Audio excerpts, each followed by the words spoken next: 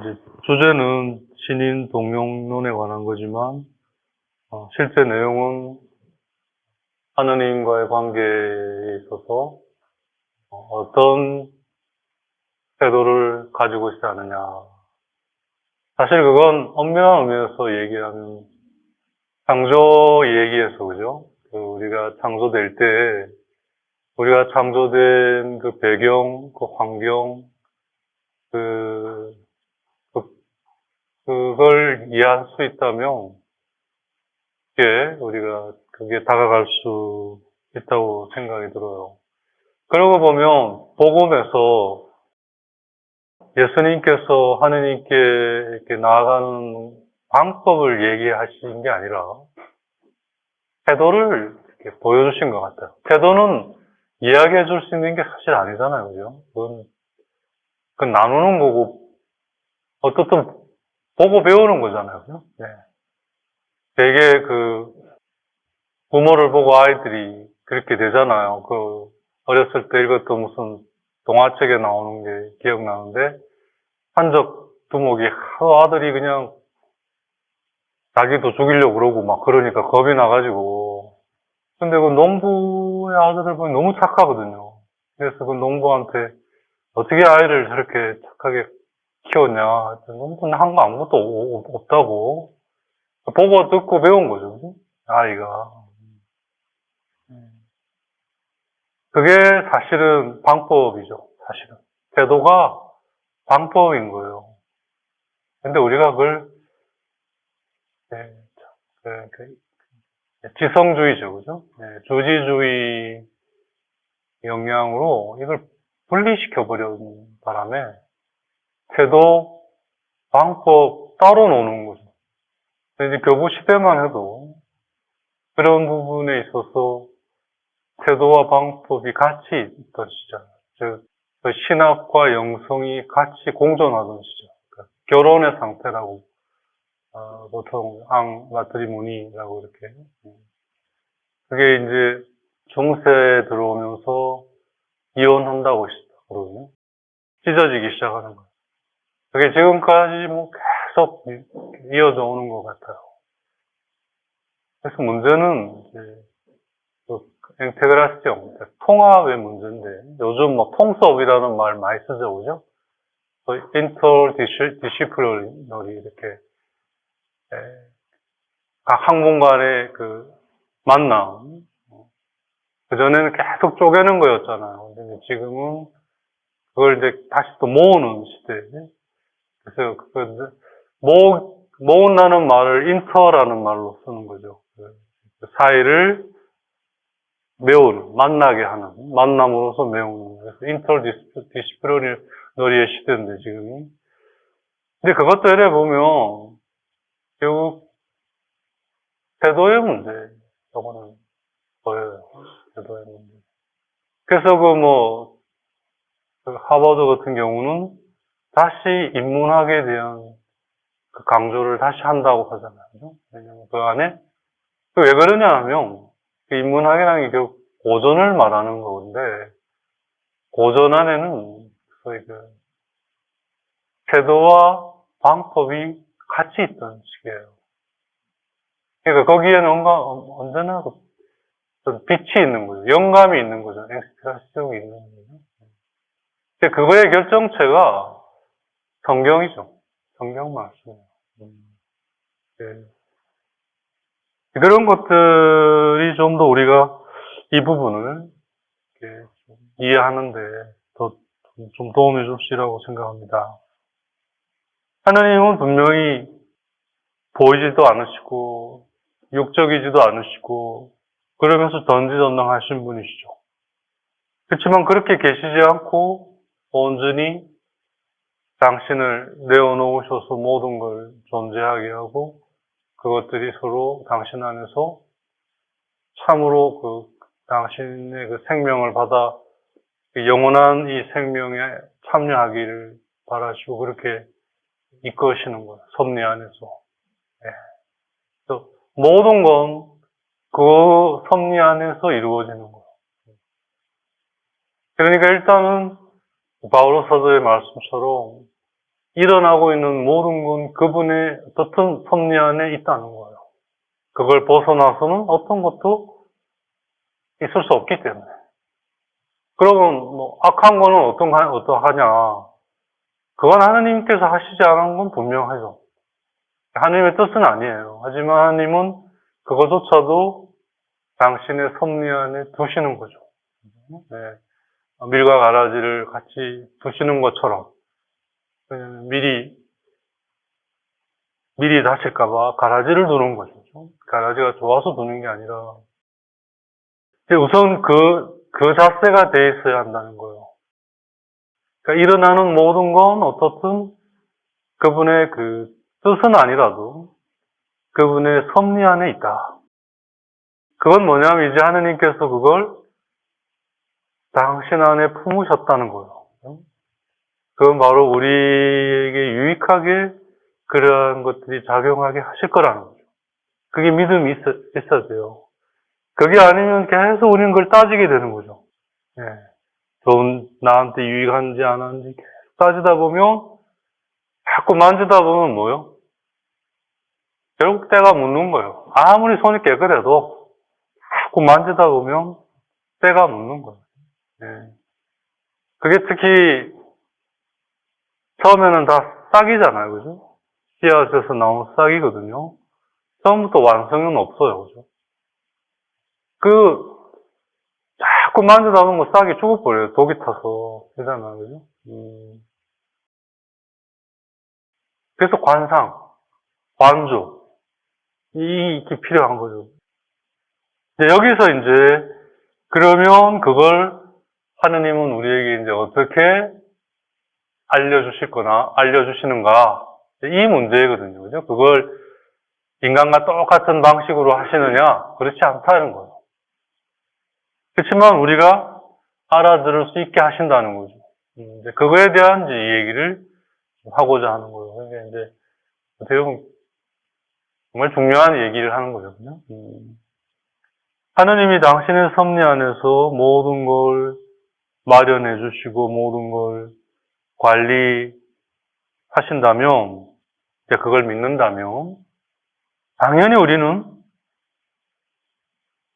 그분께서 그 섭리 안에서 당신의 뜻을, 그러니까 섭리와 뜻은 조금 차이가 있다고 그랬죠, 그죠? 네. 그래서 당신의 뜻은 아니었는데 인간의 잘못으로 뭔가가 일어났는데 그게 인간에게 유익할 수도 있기에 하느님이 당신의 섭리 안에 품으셨다면 이제 그건 당신의 뜻이 아니었음에도 불구하고 섭리를 통해 당신의 뜻으로 바뀌는 거죠. 그죠? 그 안에 유익함이 있기 때문에. 근데 그건 하느님이 하시는 거지 우리가 하는 게 아니에요. 우리가 할 수 있는 게 아니죠. 그러니까 하와가 건드리지 말라고 하는 그 나무를 땄다는 거는 그거를 자기가 어떻게 해보려고 한다는 그런 얘기인 거죠. 그러니까 예를 들면 이런 거죠. 뭐 엄마가 이 아이한테 이게 필요하고 도움이 된다. 그러니까 해라. 그 애는 이제 싫은 거예요. 그러니까 아무리 뭘 한다 하더라도 아이가 따라주지 않으면 의미가 없는 거예요. 그냥 강요이고 강제일 수밖에 없는 거죠. 그죠? 그래서 하느님은 절대 강제하거나 강요하지 않으세요. 우리가 그런 것에 좀 너무 이렇게 무딘 것 같아요. 내가 이렇게 제대로 안 하고 하면 하느님이 대신 하시겠지, 아니면 못하면 하게 하시겠지. 절대 그렇지 않아요. 하느님은 그야말로 가짜, 참되지 않은 것에는 계시질 않아요. 그런 분이 아니시기 때문에 여기서 착각하지 말아야 돼요. 그런 것처럼 그것을 좋은 것으로 바꾸시는 거지, 거기에 당신의 뜻이 있는 거지 그 자체는 당신의 뜻이 사실 아니죠. 이제 그런 점에서 섭리와 뜻에 대한 차이를 우리가 좀 가질 필요는 당연히 있죠. 그래서 어떻든 섭리 안에서 그것을 당신의 뜻으로 받으신 후에는 그것이 우리에게 유익하기에 그걸 품으신 거죠. 그럼 이제 그러면 뭐냐면 그걸 우리가 알게 하신다는 거예요. 건네뜨르다는 게 뭐냐면 깨닫는 거거든요. 그런 거구나. 그거에 이제 러꽃네트르는 이제 그게 한 번 더 깨닫는 거 아니야? 러라는 게 한 번 더잖아요. 그죠? 그러니까 이제 그건 이제 한 번 더 깨닫는 건 뭐예요? 인정하는 거예요. 하느님이 모든 걸 당신의 섭리 안에서 마련하시고 관리하신다면 당연히 그러한 것들이 유익하다는 것을, 그래서 그것이 당신의 뜻이라는 걸 인간에게 알게 하셔야만 하는 거 아니냐 이거예요. 알겠지 한다고 아는 게 아니잖아요. 그죠? 알게 해야만, 하느님이 그래서 뭐예요? 임마누엘 하느님인 거죠. 언제나 우리와 함께 계시는 하느님. 이 말이 뭐냐면 언제나 우리에게 가까이 계시는 하느님. 즉, 이 모든 걸 우리에게 알게 하시는 하느님이라는 얘기인 거죠. 그러니까 하느님에 대한 이 인식이 근본적으로 뭐 감춰 계신 하느님, 뭐 침묵하시는 하느님, 뭐 이게 아니라는 거예요. 그건 전에도 얘기 드렸듯이 뭐 소아 대레사나, 뭐 아빌라의 대대레사나, 뭐 십자가의 요한, 뭐 이나시오 성인, 그런 분들한테 해당되는 우리는 걱정 안 해도 돼요. 걱정 안 해도 돼요. 찾고자 한다면 언제든지 막 깍공하고 나타나시는 분이 하느님이시니까 걱정할 거 없어요. 착각하면 안 돼요. 그래서 일단 하느님은 알게 하신다는 거예요. 우리로 알고. 당신이 하시고자 하는 걸 알게 하신다는 거예요. 이게 굉장히 중요한 인식이에요. 아니, 제가 이렇게 지나놓고 보니까 제 경험에서도 그렇더라고요. 이게 안 되니까 계속 하느님은 침묵하시고 안 나타나시고 그냥 뭐 원해지는 거예요. 관계가 적극성을 잃어버리는 거죠. 알게 하시는데 내가 못 알아듣는다 그러면 내 문제잖아요. 그죠? 근데 그분은 뭐 그냥 하느님이긴 하신데 뭐 그럼 뭐 해지는 거예요. 뭐 어쩌란 말이에요. 이게 참 이 인식이 그렇게 중요하다. 그게 바로 임마누엘 하느님, 너희와 함께하는 언제나 가까이 계셔주는 하느님. 그 말이더라고요. 그걸 못 알아듣는 거예요. 그건 그거, 이건 이거 이렇게 생각하니까 이게 안 된 거예요. 기도가 안 따라줘서 이제 그런 거죠. 그래서 알게 하신다는 거예요. 언네트. 그래서 럭언네트. 그걸 인정하게 하신다. 하느님이 그렇게 하시지 않는다면 하느님은 인간이 필요한 것들을 마련해 주시는 분도 아니실 거고 또 죽어갈 운명에 떨어진, 여기서 운명이라는 이제 데스티니죠, 그죠? 페이트가 아니라 죽어갈 그런 처지에 있게 된 우리를 위해 자신을 온전히 바치신 그런 분도 아닐 거라는 거죠. 그러니까 그분이 인간이 되어 오시고 그 인간으로서 우리를 위해 십자가에 돌아가셨다는 것이 그야말로 아주 극명한 임마누엘 하느님, 즉 당신이 어떤 분이시고 뭘 하시는지 우리에게 알게 하시는, 거기서 그분은 우리에게 강요하지 않았습니다. 보여주신 거죠. 어떻게 보여주셨어요? 우리와 함께 살면서 살았어요. 삶을 통해 결국 우리가 알아듣게 하신 거죠. 그래서 우리가 제 경험입니다만 복음서를 바라보는 태도가 안 돼 있으니까 이게 굉장히 모호한 거예요. 말을 하자는 건데.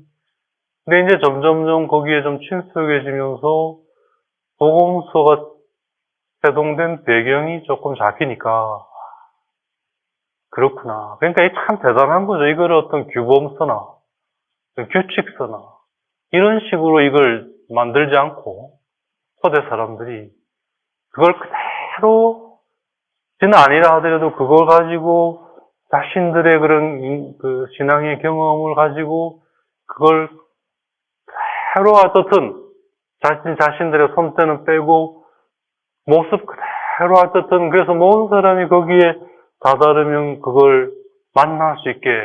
그러니까 이게 디비노 아플란테 스피리투라고 하는 게 성령의 감도하심이 이 안에 있었구나. 그러지 않고서야 그게 그럴 수가 있겠어요. 그죠? 그러니까 그걸 모르면 이게 책이 참 맛없는 책이에요, 이게. 진짜 뭐 어떤 강력한 자극을 가진 조미료가 없는, 하지만 천연 조미료라고 해야 되나? 연한 맛이 있는, 예? 맛으로 치면 그런 어떤 것 같아요.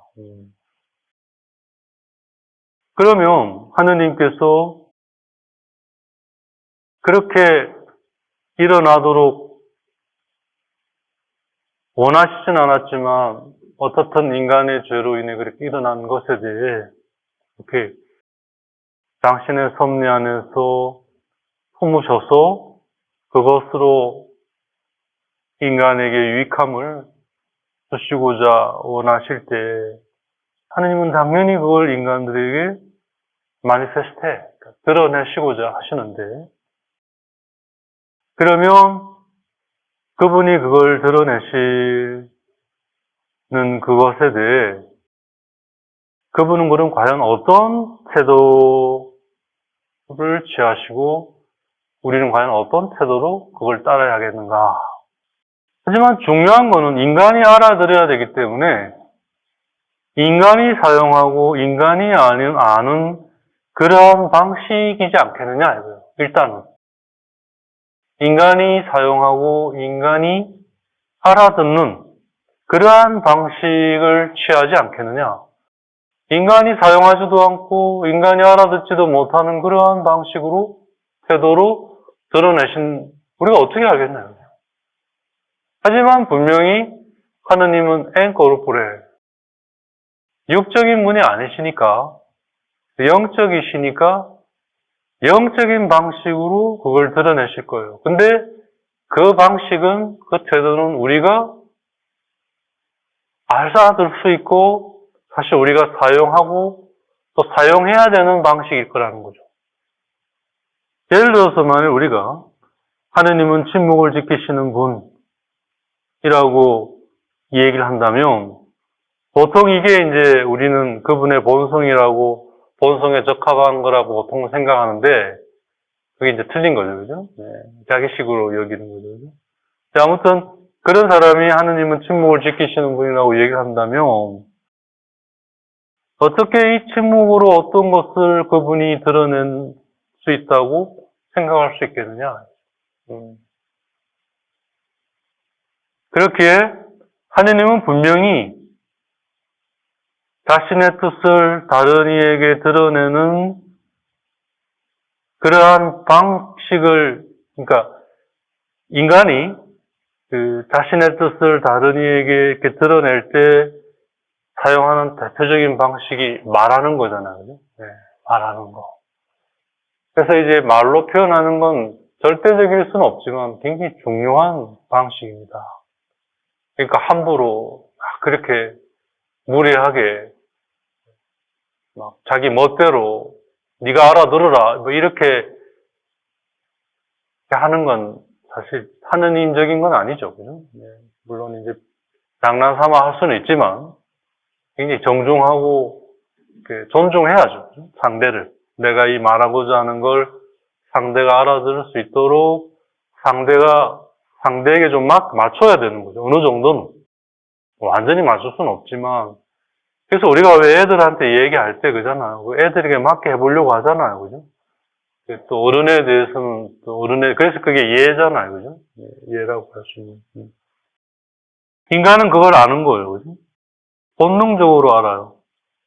자신의 뜻을 다른 이에게 드러낼 때 이러한 방식을 사용하는 걸 아는 인간들이, 그죠? 하느님께서도 그렇게 우리에게 당신을 드러내신다는 걸 알기에 우리는 그럼 그걸 어디서 찾을 수 있느냐? 가장 대표적인 게 예언서에서 찾을 수 있다는 거죠.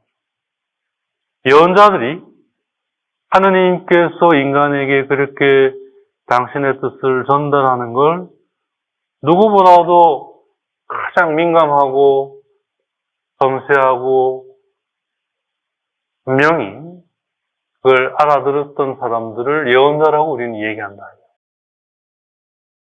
우리가 보통 생각하는 예언자는 뭐 이렇게 하느님으로부터 소위 신탁, 어떤 전해야 될 말을 받아서 이렇게 전하는 그런 이제 좀 힐업의 그런 신탁의 개념이 굉장히 강하죠. 우리가 보통 생각하는 예언자는. 근데 사실은 그렇지 않아요.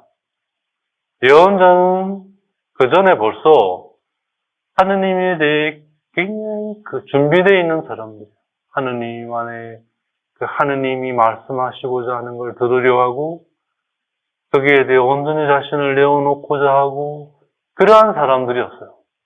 그러한 사람들 안에 하느님께서 당신을 드러내신 그러한 것들을 예언자들이 결국 이걸 하느님께서 나에게 이렇게 드러내신 건 결국 나만 갖고 있는 것이 아니라 사람들에게 전해야 하는 것이구나라는 거에 이제 인식에 이르게 돼서 그래서 전하게 됐다는 거죠. 그냥 그런 거 없이 신탁처럼 말 받아서 헤럴드, 그죠? 전하는 사람이 아니라 그 예언자가 전하는 그 내용은 벌써 그 전에 예언자 안에서 자기 것이 돼 있었던 거예요. 그걸 이제 다른 이와 이제 나누는 차원으로 이게 전해진 거죠. 트랜스미터. 그래서 그걸 통해 사람들이 하느님의 뜻이 어떤 거구나. 그래서 예언자들의 말씀을 통해서 하느님의 뜻에 대한 그 엔티카시죠. 방향성이죠. 그죠? 인디카레. 디카레라는 게 이제 말하다라는 것도 있지만 가리킨다는 말도 있는 거거든요. 그 안에 있다. 혹은 거길 향한다. 이런 말이거든요. 그러니까 결국은 하느님의 뜻은 내용이라기보다는 방향성이에요. 원래. 그러니까 이거 하는 거 맞나요? 안 하는 게 맞나? 이 자체가 틀린 거예요. 그러한 방향에 있으면 맞는 거예요. 디테일한 거는 그 다음에 문제인 거예요. 그건 그다지 중요하지 않아요. 방향 안에 있으면 다 되게 돼 있는 거예요. 아니, 내가 부산 방향으로 가면 결국 부산으로 가잖아요. 뭐 돌아가든 어찌 가든 볼짝 뛰어가든 뭐 꼬꾸라져 가든 그건 각자의 가장 맞게 하느님이 맡기시는 거예요. 방향. 하느님의 뜻은 방향에 있다. 이걸 대표적으로 예언자들은 뭐라고 얘기했냐면 하느님이 말씀하셨다 라고 얘기했다는 거예요. 그러니까 성경에 나오는 하느님이 말씀하셨다라는 것은 신인 동용론처럼 이리 와봐라, 앉아봐, 내가 말 잘 들어라, 단지 들어라, 뭐 이런 게 아니라는 거예요. 의미가 하느님이 말씀하셨다는 말의 의미는 예언자로 대표되는 하느님에 대한 깊은 몸음 속에 있던 사람들이 그 안에서 하느님을 만나고 알아가면서 자신들 안에 이 드러내주신 하느님, 더 정확히 하느님의 뜻을 자신들 안에 두지 않고 결국 하느님께서 이걸 나누도록 원하신다는 걸 알고 그걸 사람들에게 나누었고 그걸 통해 사람들이 하느님의 뜻, 하느님을 알아가기 시작했다. 그걸 성경은 그렇게 길게 표현 안 하고 하느님이 말씀하셨다. 이에 아빠를 내라고 간단하게 표현했다. 이 말이라는 거죠. 그러니까 성경에 표현한 거를 글자 그대로 다가가지 마라 이거예요. 여기서 이제 소위 성경 이해 접근에 아주 캐먹은 하지만 여전히 그 힘을 발휘하는 그 못된 태도, 이단적인 자세죠. 그죠? 근본주의, 펀다멘탈리즘이라고 하는 그걸 그대로 받아들여 버리는 거죠. 그럴 게 아니라는 거예요. 이렇게 한다는 이러한 배경을 가지고 있다는 거죠. 그래서 하느님은 정말 그 인간을 존중하신다는 게 당신에 대한 이 인간의 이 경험을 인간의 방식으로 표현하기를 허용하신 거죠. 하지만 동시에 그걸 통해 너희들이 쓰고 너희들이 알아듣는 방식으로 하되 그걸 알아들으려면 너희는 이걸 통해 여기로 가야 한다.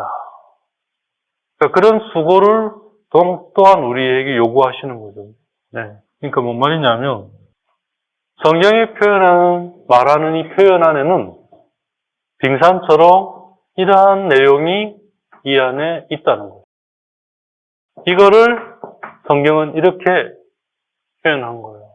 그럼 여기에만 머물러 버리면 잘못 가는 거거든요. 이걸 통해서 이걸 가야 한다. 그래서 이제 이게 문자고 이게 정신인 거죠. 그러면 여기에서 이렇게 갈 수 있는 이유는 즉 우리가 하나님에 대한 믿음이에요. 믿음을 통해 이걸 통해 이리로 가는 거죠. 할 수 있는 거죠. 근데 믿음이 없이 지성으로만은 여기에밖에 못 머무는 거죠. 이 길로 들어갈 수 있는 길은 믿음밖에 없는 거죠. 믿음이라고 하는 게 결국 뭐예요, 그죠? 내가 주체가 아니에요, 그죠? 하느님이 주체예요. 믿음의 제일 특성이 그거예요. 내가 믿음 안에서 나는 주체가 아니에요.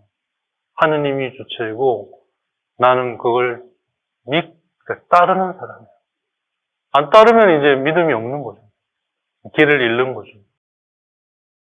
분명히 하느님께서는 인간이 사용하고 인간이 아는 방식을 사용해요. 그렇게 당신을 드러냈어요. 하지만 그것은 말 그대로 우리가 하는 대로 말하고 듣고 하는 형식은 아니라는 거죠. 우리가 하는 건 육적인 거잖아요. 근데 하느님은 육적인 분이 아니시기 때문에 영적으로 하시는 거죠. 그러니까 미리 조금 얘기를 하면 이런 거예요. 하느님께서 우리에게 오셔서 우리에게 당신을 이렇게 드러내시는 것은 결국 지금 말씀이 기록되기 전에는 수많은 사람들이 그러한 시행착오들을 겪었겠죠, 그죠? 그러한 그 시행착오들을 통해 이 사람들이, 우리 신앙의 선조들이 그러한 것들에 대한 어떤 공통성을 모아서 기록해두자. 그래야 덜 시행착오를 겪을 거 아니에요. 이건 뭐 당연히 인간의 어떤 필요성들에 의해 그렇게 기록들을 모으고 편집하고 해서 사실 그걸 또 거르고 해서 정말 오랜 시간 이 과정을 통해 지금 우리가 이제 우리 손에 있는 이 성경이 이제 만들어진 것이고요. 네. 이건 처음부터 하느님이 성경책하고 덜렁 준 이런 게 사실은 아니에요. 그래서 모세가 그죠 하느님으로부터 십계명을 받아가지고 내려와서 결국 깬 거 아니에요, 그죠? 그게 이제 다시 올라가서 이제 또 다시 한 거거든요. 그죠? 그게 그런 어떤 걸 의미하는 거죠. 그렇게 해서 결국은 이제 자신의 경험이 결국은 하느님을 만나게 하는데 자신의 경험이라는 게 자신의 상황이 결국 하느님을 만나게 하는데 그 만나게 하는 그 도구가 검증된 것이어야 될 거 아니에요, 그죠? 그냥 아무렇게나 이래 만나면 이게 개판되는 거 아니에요, 그죠? 그러니까 그 도구가 결국 하느님에 대한 경험이 기록된, 그렇지만 검증된 말씀, 적혀진 말씀이죠, 그죠? 그래서 이제 테스타멘트라고, 그 증언서라고 하는 거잖아요, 테스타멘트라는 게. 그걸 통할 때 가장 안전한 거죠, 그죠? 그러니까 예언자들은 그 당시에도 전해져 내려온 그 어떤 무엇들을 통해 그 검증된 안전한 그걸 통해 들어갔을 거라는 거죠. 그 이전은 그 이전대로. 쓰여진 게 아니면 말로 전해져 내려온 거라 할지라도. 예. 그러니까 사실 우리가 지금 하고 있는 이러한 것들은 그 이면을 들여다보면 그야말로 정교하게 시스테마틱하게 요즘 말로 하면 오류에 빠지지 않도록 철저하게 진행되어 온 그러한 것들 위에 바탕으로 이게 진행되고 있다라는 걸 말하는 거죠. 이제 그런 거 안에서 하느님은 우리가 이렇게 말하고 듣는 방식이 아니라 우리가 당장은 알 수 없지만 뭔가 지금 그거로서는 시작하는 단계로서는 이게 뭔지를 모르는 거예요. 씨앗과 같기 때문에. 하지만 그걸 믿고 내 마음의 밭이 그걸 품으면 씨앗이 이제 땅에 뿌려진 것처럼 내 마음 안에 품어지면 그게 이제 머무는다는 거거든요. 그죠? 그러면 이제 그게 가장 적당한 순간부터 땅이 씨앗을 제대로 딱 품으면 그 딱딱한 껍질이 땅 안에 같이 이제 같은 그게 돼서 다 이게 벗겨지잖아요. 떨어져 나가면서 그 내용이 땅의 그것과 만나서 이제 본격적으로 그게 시작이 되잖아요. 그죠? 그렇게 해서 싹이 나오고 잎이 나고 줄기가 되고 그래서 결실을 맺는 거죠.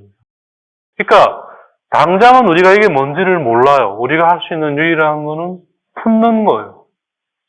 믿음 안에서. 그게 듣는 거죠.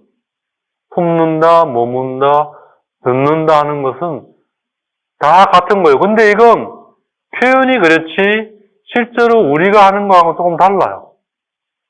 단지 그걸 그렇게 표현했을 뿐인 거죠. 그죠? 이건 하느님만의 방식인 거죠. 거기에 우리가 아답돼 맞춰야 되는 거예요. 좋은 땅이란 거기에 맞출 수 있어야 되는 거죠. 말씀, 씨앗이 나에게 맞추는 게 아니고 땅이 그 씨앗에 맞춰야 돼요. 그래야 그걸 씨앗이 그 내용을 펼쳐갈 수 있잖아요. 그죠? 결국 우리가 할 일은 맨 먼저 뭐예요? 그걸 품고 머물고 그것이 열리기를 기다리는 거죠. 그렇지만 적극적인 기다림이죠. 그죠? 막연히 기다리는 게 아니에요. 그죠? 확실한 믿음과 그렇게 내리라는 희망하에 그것이 이제 내 전체 안에 퍼져서 그렇게 되어가기를 함께 기대하면서 같이 가는 거죠. 그죠? 그래서 그게 자라는 거죠. 그러니까 그 내용은 이제 내 안에서 나랑 같이 자라고 바로 내가 되는 거예요. 그죠? 그래서 어느 순간 그 결실을 내가 수확할 수 있을 쯤에 내가 알아듣는 거죠. 아, 그게 그거였구나. 그러니까 이게 이제 신비인 거예요. 처음에는 몰랐는데, 지나놓고 보니까 알겠더라. 신비라는 말이 그거잖아요. 그러니까 당장 지금 내가 처음에 뭐 모른다고 모르는 게 아니라는 거죠. 알아가기 시작하는 거죠. 분별하면서. 이 과정 안에서 하느님은 우리가 알아들을 수 있게 하시기 위해 우리에게 머물기를 요구하시는 거죠. 네가 이걸 알아들으려면 이걸 품고 머물러 있어야 한다. 그래서 그것이 너에게 가장 적합한 때에 열려서 너를 차지하도록 너를 거기에 맡겨야 한다. 이게 하느님이 말씀하신다. 그래서 우리가 듣는다. 그런 말이라는 거죠. 그렇게 표현을 했다는 거예요. 그러니까 그 말 안에는 이거가 있다는 거죠. 그걸 모르니까 하느님이 말을 하려면 뭐 혀가 있어야 되고, 혀가 있으려면 뭐 이 기관지가 있어야 되고, 이런 폐가 있어야 되고, 그럼 뭐 몸이 있어야 되고, 그게 희한한 이단들이 나오기 시작하는 거예요. 그래가지고는 이제 도저히 어떻게 논리적으로 설명이 안 되니까 하느님 인격체가 아니라 하나의 그 에너지, 기다.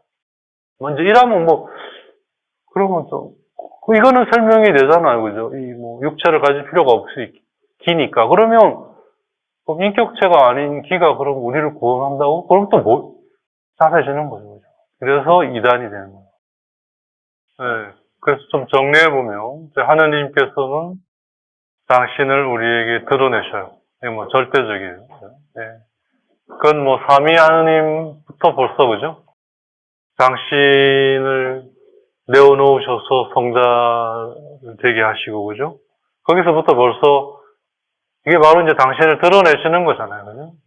그래서 하느님, 드러나시는 하느님, 그래서 되시는 하느님 이렇게 이제 성부, 성자, 성령이라는 이름을 이제 나중에 붙었는데 그런 것처럼 하느님의 본성은 두 축으로 이루어진다고 볼 수 있는데 하나는 가난이죠. 스스로는 존재하지 않는. 그 말은 뭐냐면 온전히 당신을 내어놓으셔서 모든 걸 잊게 하시는. 당신 안에서조차도 그리고 이제 그것은 다른 한편으로 드러내시는 거죠. 그래서. 그죠? 네. 당신의 가난하심은 당신의 드러내심하고 같은 것이 돼버리죠. 가난하신 하느님은 당신을 드러내시는 하느님하고 같은 말인 거예요, 사실은. 네. 하느님의 시작이라 그랬지만, 하느님의 첫 스텝은 그렇게 시작하시잖아요. 그죠? 적어도 당신이 우리에게 알려주신 거에 의하면. 그래서 탈출기가 맨 먼저 있는 게 아니라 창세기가 맨 먼저 있는 거잖아요. 그 순서상이잖아요. 그래서 맨 처음에 하늘과 땅부터 해서. 네. 나중에 우리가 좀 기회 되면 바실의 사메론인가? 첫 창조의 6일 한번 보긴 하겠습니다. 아무튼 그렇게 해서 이제 당신을 우리에게 드러내셔서 우리에게 오시는데, 그래서 그걸 통해 이제 우리에게 당신을 알려주시는데, 그 방식이 뭐냐면, 결론적으로 얘기하면, 우리가 하는 것과 다르다는 거죠. 결국 뭐냐 하면, 우리에게 당신을 알게 하시는 것은 처음부터 우리가 그걸 알 수는 없어요.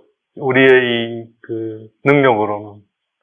하지만 우리가 하느님을 닮았기 때문에 당신이 그렇게 하시고자 하시는 거를 당신이 뜻하고자 하시는 걸 하시기 위해 우리에게 오신 그거를 우리가 감지는 할 수 있다는 거죠. 그게 바로 어떤 말씀이 다른 말씀보다 더 나를 이렇게 움직이고 내 안에서 어떤 역동성을 가져다 줄 때, 마음의 움직임을 가져다 줄 때, 마음의 움직임이라는 게 이제 어떤 더 다가옴을 말하는 거잖아요. 그죠? 그러면 인간이 할 일은 그거에 머물러 잠겨 취해 있는 거, 품고 있는 거죠. 땅이 씨앗을 품고 있는 것처럼. 그거인 거예요. 그거가 바로 하느님이 말씀하시는 거고, 그게 우리가 듣는 거예요. 근데 오늘날 우리들에게 인간에게는 언제나 그게 부족했겠습니다만, 특히 오늘날 우리에게는 너무너무 부족한, 왜냐면 우리 너무 바빠요. 너무너무 바빠요. 네. 평생 그렇게 살려고 서원한 수도자들도 그거 하기에는 바빠요. 다른 거 할 게 너무 많아. 네. 이거 해야 되고 저거 해야 되고 마르다 하고 또 같은 거죠. 좀 안 해도 돼도 괜찮아. 사실은. 그닥 불편할 뿐이지 죽는 거 아니에요. 근데 이건 안 하면 서서히 죽어가는 거죠. 당장 죽으면 알 건데 이게 서서히 죽어가기 때문에 그런 거죠. 예를 들면 담배 한 대 피워 죽었다. 이러면 아무도 안 필 거예요. 그죠? 몇십 년을 펴서 죽으니까 피는 거죠. 그죠? 예. 똑같은 거죠. 그런 점에서 하느님 모습 그대로예요. 당신을 위해 스스로는 존재하지 않으시고, 그건 당신을 드러내시는 거고, 그걸 멈춤 없이, 끊임없이, 멈춤 없이, 영원히. 그러니까 이건 뭐예요? 점진적인 거예요. 그죠? 완샷이 아니에요, 사실은. 점진적인 거예요. 마찬가지로 우리도 점진적인 거죠. 근데 이 인간은 그걸 못 기다리는 거죠. 어떻게 빨리 해서 팔아먹든지, 말아먹든지, 문제가 그런데. 그러니까 이제 중요한 거는 그러한 문화 속에 우리가 있다는 걸 알고, 어떻든 우리 육을 위해서 그런 부분을 무시할 수는 없죠. 하지만 그걸 통해서 이 하느님께서 하시는 것과 거기에 내가 어떻게 맞게 있어야 하는 걸 계속 이걸 통해 자극을 받으면서 키워가고 습득해가고 이렇게 성장케 하는 거 외에는 없는 것 같아요. 예수님이 그러셨죠. 네. 그게 완성인 거죠, 우리한테는. 그러면 이제 좀 더 분명해지는 것 같아요. 네. 그래서 그리스도교는, 그러니까 가톨릭이죠. 어떤 것도 사실 배제하지 않습니다. 다 품어요. 품때 그건 왜 품느냐? 하느님의 섭리 안에 다 이전한 거로 여기기 때문에 품는 거죠. 그렇지만 그거 안에서 하느님을 찾아가고 만나가는 점에서는 철저하게 타협이 없어요.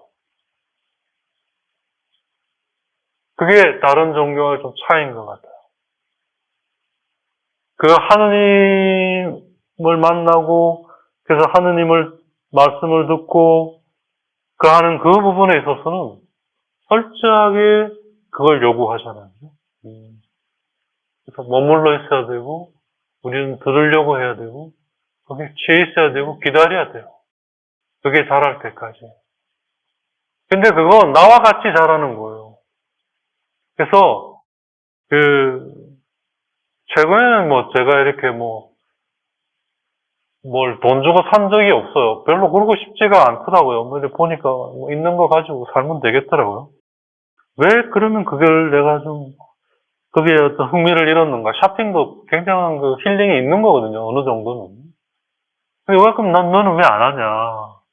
제가 그런 두려움을 가지게 된 것 같아요. 이렇게 하면서 완제품을 사는 거죠. 그죠? 네. 그게 두려운 거예요, 이제는. 그런 게 없는데, 사실은. 다 태어나서, 잉태돼서, 하느님이 내에게 오셔서 잉태되고, 스테이지고, 컨셉션이죠. 그 다음에, 이제 태어날 때까지 이 안에서 자라야 될 거 아니에요. 그죠? 그 다음에 내 안에서 태어나서 같이 자라는 거. 그래서 정말 내가 하느님을 어느 한순간 깊이 이렇게 알고 만나서 알게 되었다라고 딱 될 때는 그게 그냥 된 게 아니라 언젠지부터인지는 모르지만 내 안에서 그분이 오셔서 잉태되시고 그래서 내 안에서 태어나서 오랜 시간 아마 작지 않은 시간 그렇게 해서 이제 참으로 만나게 어떻게 보면 얼굴과 얼굴을 맞대고는 아니라 하더라도 예 그걸 뭐랄까 이제는 좀 잃고 싶지 않은 걸 할까요? 하여튼 계속 유지하고 싶은. 그러니까 당장 가서 돈 주고 사면 환치하잖아요. 그죠? 엑스체인지. 그죠?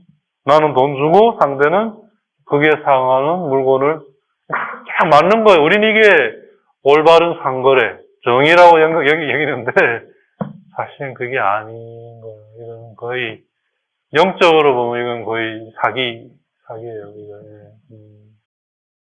결국 오리겐에서도 당시에 그런 배경 안에서 이러한 것들, 그건 예수님 시대도 마찬가지였고, 결국은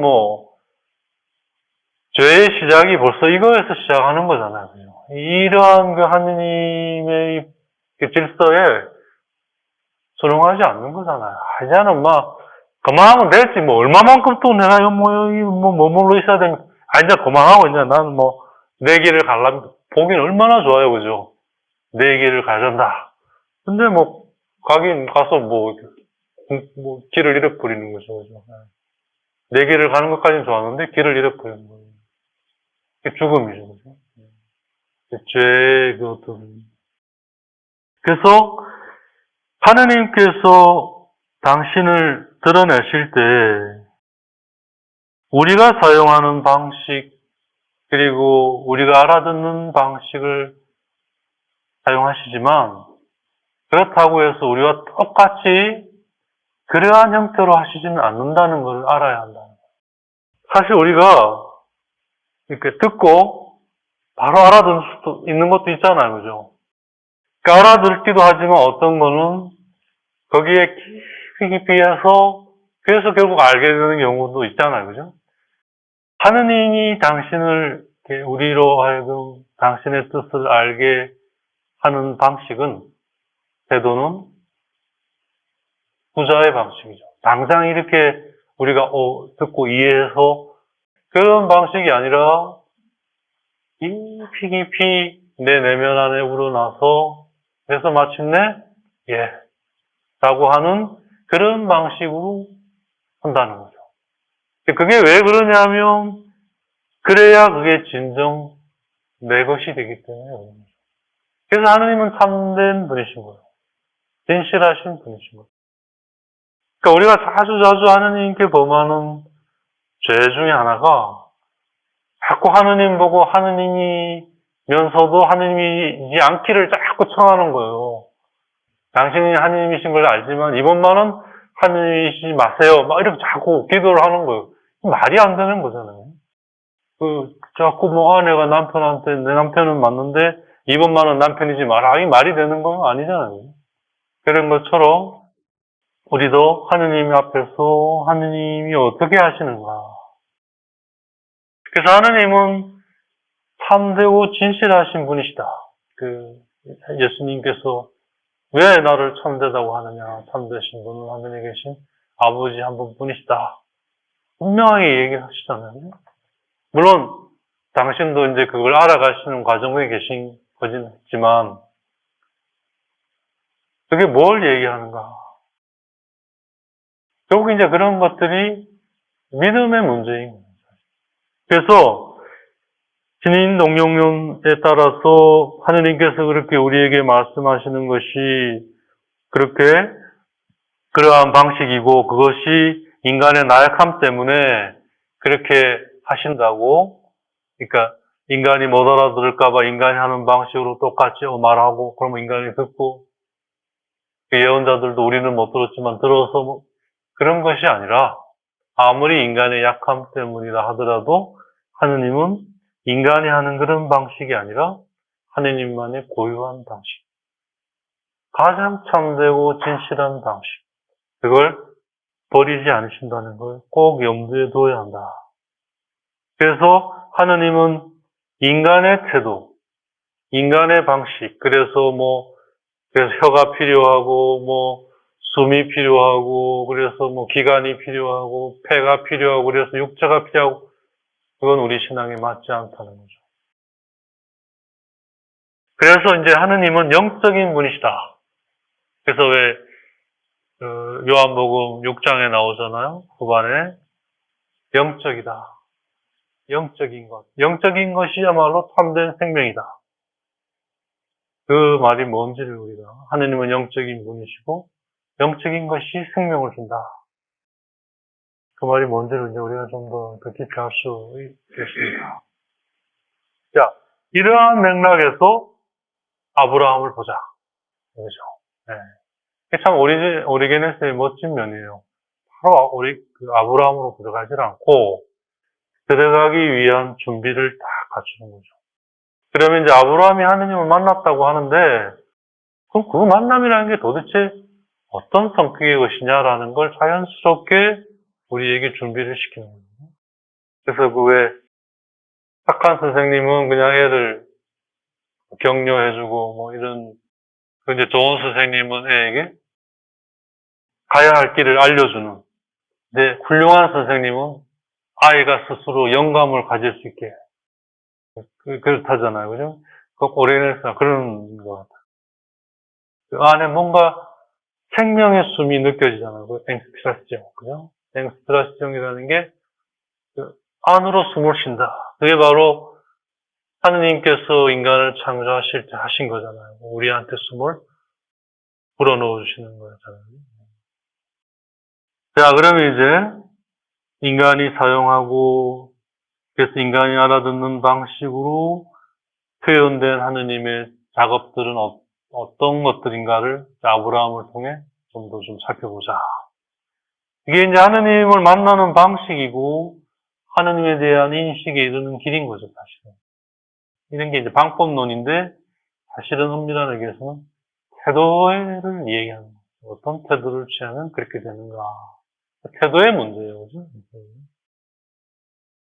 하느님께서 인간에게 말씀하신다 라고 이렇게 표현하고 얘기하는 것은 결국 우리가 살펴본 대로 하느님께서 인간의 마음에 앵스피레, 당신의 숨을 불어넣어 주시는 그러한 것이다. 한번 불어넣어 주신 게 아니라 한번 처음 불어넣어 주심으로써 우리를 존재하게 하시고 그리고 난 후에는 계속해서 그 숨을 불어넣어 주시면서 당신을 드러내시고 알려주시는 거예요. 그걸 통해 우리는 하느님을 알아가고 그렇게 되어가는 거예요. 그러니까 결국 거기에 있어야 하는 거죠, 그죠? 아니, 이제 숨을 불어넣어주는데 엉뚱한 데 가 있으면 이게 바람이 안 들어가잖아요, 그죠? 바람을 불어넣어주시는 거기에 내가 좋은 자세로 있어야 될 거 아니에요, 그죠? 예, 이 자세가 안 맞으면 이게 안 되잖아요. 그런 것처럼 결국 우리는 뭐요? 거기에 머물러 있는 거죠. 다시 말하면 젖어 있는 거고 취해 있는 거죠. 근데 그걸 자꾸 우리가 그게 이제 경험이 없어서 그런 건데 자꾸 그걸 알아들으려 하고 알려고 하고 그걸 자꾸 느껴보려고 하니까 되질 않잖아요. 그건 자연이 되는 건데 앞으로 뭐 평생 우려먹을 만큼 내가 그 알아듣게 되고 그 느끼게 되는데 그게 이제 내 안에 결실을 맺으면 그걸 뭐 영원히 가는 건데 그걸 못 기다리고 맛볼라 하다가 뭐 씨앗이 뭐가 맛있어요, 그죠? 씨앗을 뭐 느껴보려고 뭐가 느껴져요? 씨앗이 뭔지 어떻게 알아요? 자꾸 그러고 있는 거죠. 그러니까 하느님이 숨을 불어넣어 주실 그때는 잠겨 있는 거죠. 불어넣으시기를. 그것이 바로 당신의 소리를 당신이 말씀하시고자 하는 인간으로 치면 당신이 말씀하시고자 하는 그 뜻을 인간의 소리로 전하듯이 당신은 그 숨으로 인간의 소리가 인간의 귀에 이르는 것처럼 당신의 숨으로 우리 마음에 이르게 하신다는 거죠. 그래서 하느님의 방식은 당신의 소리로 우리 귀에 이르게 하는 게 아니에요. 그건 인간이 하는 거고 하느님은 당신의 숨을 우리 마음에 불어넣으신다. 그러니까 우리 마음이 그게 뭔지는 몰라도 감지는 하는 거예요. perceive. 문풍지 떨림처럼 문풍지가 떨리면 바람이 분다는 거잖아요. 그죠? 문풍지가 막 부는데 왜 이래 바람이 안 부냐? 그러면 이 맛이 간 사람이에요. 빨리 병원을 내려가요. 그래서 뭐죠? 비둘기가 왜 성령의 표상이 됐는지 아시잖아요. 그죠? 비둘기의 그 날개짓에서 푸르르 하는 게 사람들이 비둘기가 이제 꼭 비둘기 아니어도 뭐 참새나 뭐 다른 거 새도 있었겠지만 그래도 우리 주위에 있는 새 중에 가장 큰 새가 가까이 보니까 비둘기이겠더라고요. 예, 가장 가까이 있는. 그게 푸르륵 하니까 그 푸르륵 하는 소리가 바로 내 마음에 오시는 하느님의 그 소리. 그래서 비둘기가 성령의 표상이 된 그 성경신학의 그 성경학자들이 열심히 연구해가지고 그거를 이렇게 추적해서 발견했더라고요. 그 당시 사람들도 이 마음의 떨림, 움직임, 내가 일으키는 게 아니라 말씀이 내 안에서 일으키는 거. 바로. 그걸 성령으로 이해한 거죠. 하느님의 오심. 하느님의 오심은 뭐요? 하느님이 드러나신 그것이, 그 내용이 그대로 내게 지금 되는 걸 말하는 거예요. 하느님에겐 벌써 된 거죠. 이제 나에게서 되는 것만 남은 거죠. 그러니까 벌써 이건 끝난 게임이에요. 걱정하거나 두려워할 거 없어요. 하느님에게서 됐기 때문에 나에게서 되는 건 이제 시간 문제예요. 그렇게 알아들어야 맞는 거예요. 벌써 이게 말씀을 통해 그 말씀의 떨림, 이 움직임, 다가옴으로 내가 그 말씀을 감지하고 아직은 모르지만 그걸 믿고 거기에 잠겨 있으면 그건 되게 돼 있다는 거예요. 왜? 하느님에게는 벌써 됐기 때문에. 나는 그게 되기를 기쁘게 기다리고 있습니다. 땅이 씨앗을 품어 그 껍질을 벗겨내는 순간부터 그건 되게 돼 있어요. 시간이 걸릴 뿐이죠. 두려워할 게 없는 거예요, 사실은. 그러니까 기도를 하면서 두려워한다. 될까, 안 될까? 자세가 잘못된 거예요. 근본도 잘못된 거예요. 그러니까 두려워한다면 벌써 난 그게 중요한 표징이죠. 그죠? 지금 난 잘못되고 있다. 될 거기 때문에 난 거기에 잠겨 있는 거죠. 그게 하느님이 당신의 숨을 우리 마음에 불어넣으시는 거예요. 그래서 우리에게 생명이 시작된 것처럼 이제 그걸 통해 영원한 생명이 내 안에서 이제 잉태되고 시작되는 거예요. 얼마나 멋져요, 그죠? 그걸 그렇게 해서 그것이 점점점 인간에게 결실을 맺어가면서 그 드러남이 분명해질 때, 즉 인간이 이제 그걸 그러니까 감지함을 넘어서 이제 그걸 처음에는 씨앗이었는데 이게 점점 결실을 맺어서 그렇구나라고 알아듣게 될 때, 그건 벌써 한참 지난 다음이죠. 그래서 그걸 알아들을 뿐만 아니라 인간의 말과 행동으로 알아들을 때, 그러니까 인간의 말로 그걸 알아들은 거를 인간의 말로 표현하고, 예언서가 그런 거죠. 그리고 그거가 행동으로 드러날 때, 그때 비로소 하느님이 말씀하셨구나 라고 성경이 표현하는 것이 그거라는 거예요. 하느님이 말씀하셨다, 이렇게 라고 하는 건 뭘 말하느냐? 그 말씀의 내용이 그 예언자 안에 완전히 자라서 그 예언자가 그걸 알아들을 뿐만 아니라 그걸 다른 사람에게 전할 수 있는 말과 행동으로 드러냈을 때 하느님이 말씀하셨다라고 표현을 했다는 거예요. 그게 무슨 하느님께서 인간이 사용하는 방식으로 인간과 똑같이 그렇게 말한 거라고 이해할 수 있는 거냐 이거죠. 하느님이 말씀하셨다라고 하는 건 그렇게 인간이 자신의 말과 행동으로 드러낼 수 있을 정도까지 완전히 그 안에 성장했다는 것을 얘기한다는 거죠. 네, 그리고 그러한 것들을 인간이 결국 알아듣지 못하고 자기 식대로 나아감으로써 결국 인간 안에 자라나지 못하고 그래서 결국 알아듣지 못하고 그래서 그것이 올바르고 의로운 것으로 드러나지 않고 의롭지 않은 것으로 결국 인간이 그걸 하지 않음으로써 의롭지 않은 행동을 하게 될 때 당신은 그것을 어떻게 표현하냐면 화가 나셨다라고 성경이 표현한다는 거예요.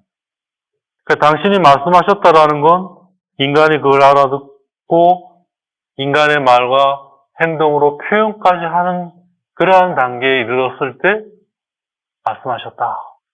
그러면 당신이 화가 나셨다. 그러면 글자 그대로는 우리 인간과 똑같은 거 아니냐.